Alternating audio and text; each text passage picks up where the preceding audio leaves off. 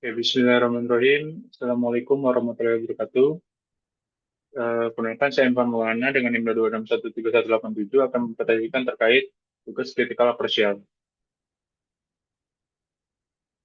Untuk judul artikelnya, analisis efektivitas biaya CEA, pengobatan kombinasi dan OAT pada pasien tuberkulosis paru di Rumah Sakit Umum Melda Pekerja Indonesia Medan.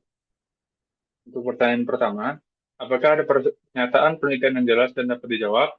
Untuk jawabannya ada iya. Itu tertera dalam halaman pertama. Kemudian, apakah studi menilai biaya dan efek dari program atau layanan? Jawabannya iya. Mengukur biaya medik langsung dan efektivitas persentase mencapai target kali normal, metode dan hasil yang tertera pada halaman 3 sampai 5. Kemudian, apakah ada perbandingan alternatif? Jawabannya iya. Yang menyatakan dibandingkan terapi kombinasi isoniazid dan rifampicin versus OAT tunggal ethambutol yang tertera pada halaman 1 dan tabel biaya halaman 4. Kemudian pertanyaan selanjutnya, apakah viewpoint atau perspektif analisis disebutkan dan konteks keputusan dijelaskan? Jawabannya tidak, karena artikelnya tidak menunjukkan perspektif. Kemudian pertanyaan selanjutnya, apakah deskripsi alternatif kompetitor komprehensif, siapa, apakah siapa, di mana, atau seberapa sering? Jawabannya tidak bisa dijelaskan karena obat alternatif tersebut, tetapi detail regimen, dosis atau frekuensi lamanya terapi tidak dijelaskan secara rinci. Lebih banyak non rawat inap dan biaya, dan tertera pada pendaluhan dan metode pada halaman 1 sampai 3. Kemudian pertanyaan selanjutnya, apakah ada alternatif penting yang dihilangkan? Jawabannya tidak bisa dijelaskan karena studi hanya membandingkan dua opsi kombinasi versus tunggal tanpa pembahasan alternatif TB lain. Kemudian pertanyaan selanjutnya, apakah do nothing alternatif dipertimbangkan? Jawabannya tidak, karena tidak ada opsi tanpa terapi atau supportive care, hanya dua terapi obat yang dibandingkan dalam halaman 1 sampai 1, 4, dan sampai 5. Kemudian pertanyaan selanjutnya, apakah aktivitas program atau layanan ditetapkan? Jawabannya ya, kan, untuk jawabannya, efektivitas dihitung dari pasien yang mencapai target L normal saat pulang yang tertera pada halaman 5 dan perhitungan pada dan tabel nomor 6. Kemudian, apakah efektivitas ditetapkan melalui FCT dan protokol dengan pratik? Jawabannya tidak bisa dijelaskan atau cancel. Yang dinyatakan desain retro perspektif kohort, bukan FCT. Yang tertera pada abstrak halaman 1 dan metode halaman 2. Kemudian pertanyaan selanjutnya, apakah aktivitas dari overview studi klinis? Jawabannya tidak, karena tidak ada systematic review atau overview, data berasal dari rekam medis atau lab pasien RS. Kemudian untuk pertanyaan selanjutnya, apakah data observasional dan asumsi dipakai dan potensi bias dibahas? Jawabannya iya, karena data observasional dari rekam medis atau lab disebut lihat metode halaman 1 dan sampai 3, namun bias atau confounding tidak dibahas secara eksplisit dalam halaman 2 sampai 6. Kemudian, apakah semua biaya dan konsekuensi relevan untuk setiap alternatif diidentifikasi? Jawabannya tidak, karena biaya yang dihitung dalam direct medical cost.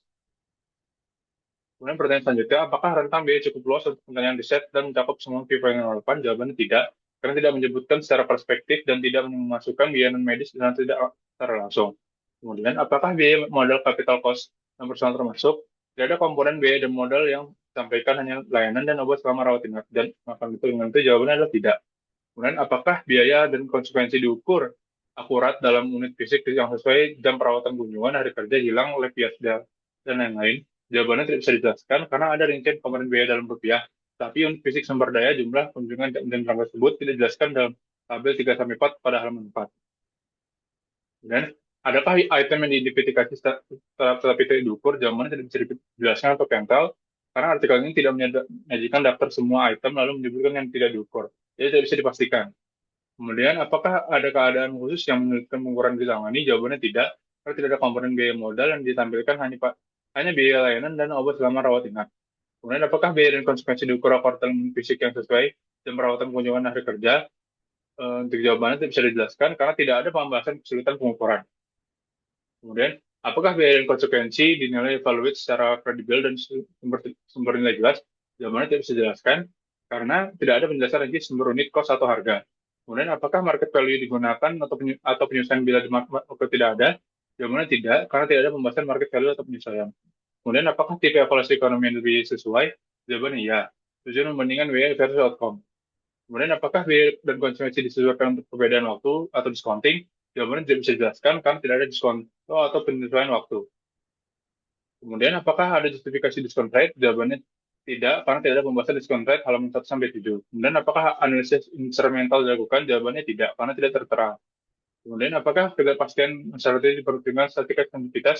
Jawabannya tidak, karena tidak ada analisis sensitivitas. TL uncertainty hanya perhitungan rata-rata dan rasio. Kemudian yang terakhir, apakah hasil dibahas lengkap?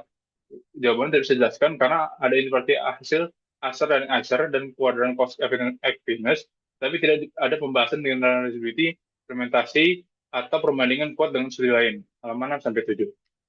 Mungkin cukup sekian presentasi dari saya terkait kehidupan parsial. Selebihnya saya mohon maaf apabila ada kesalahan penyampaian, apabila waktu